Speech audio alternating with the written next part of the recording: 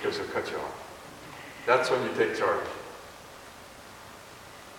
And it's not, my brothers and sisters, let us now turn toward one another and extend our hand in greeting to our brothers and sisters in Jesus Christ. No. Let us offer each other a sign of peace. Very simple. We don't want to do things that are not necessary. Our role is simple, but it's dignified and it's elegant. We don't have to complicate it. Let us offer each other a sign of peace. Very simple. We don't have to give another long.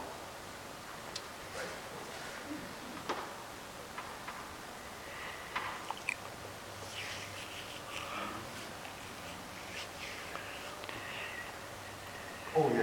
Oh, of course. It's dawned on me. Yes. Yeah. I think I had you. Skipped a very important part here. Something that you really want to know. Let's see, where are we? At the end of the Eucharistic prayer,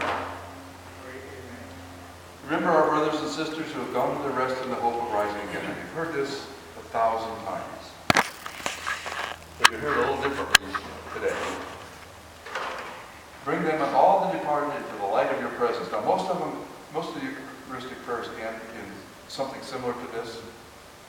Have mercy on us all. Make us worthy to share eternal life with Mary, the Virgin Mother of God, with the apostles and all the saints who have done your will throughout the ages. May we praise you and be with them and give you glory through Christ our Lord. That's when you start moving. And you're moving from that location to right next to the feast, because he's going to pick up the bread and you're going to pick up the chalice. And then he's going to say, and the presider, the co-presiders will also say, through him, with him, in him, in the unity of the Holy Spirit.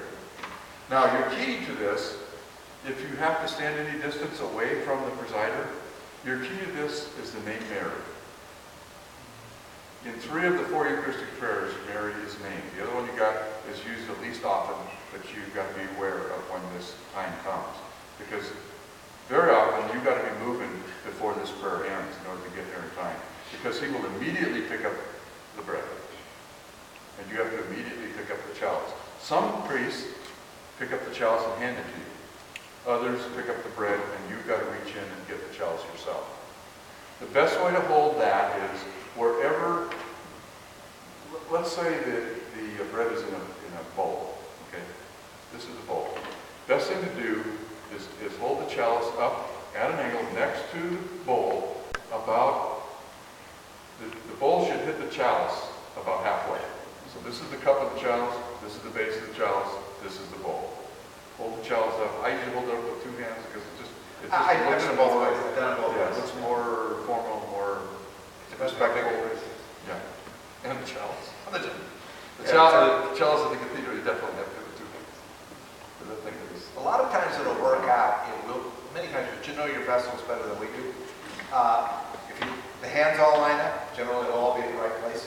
If your hands line up across, but it depends because you may have a chalice has a short base and a tall cap. You know. Yeah. Just you'll get the feel for that, but you don't want to put the chalice up higher than the bowl. In other words, if the priest is holding it out here, you don't want to hold your cup up here. You want to hold them side by side. They should be side by side and close together. This is when you can crowd the presider, and he won't be swinging his arms. Okay? Does it matter if you gives you the bowl? Yes. You mean the cup? He'll never give you the bowl of bread. He'll always. I've seen it. They would give the bowl. No. Not That would be really, that'd be extremely. I've never had it. I've never seen it. I've never seen it. Talk to your pastor. Show him the general instructions. I would not be proxy. I would not be proxy. Show him the old and the new general instructions. Now, if I have a heavy cup,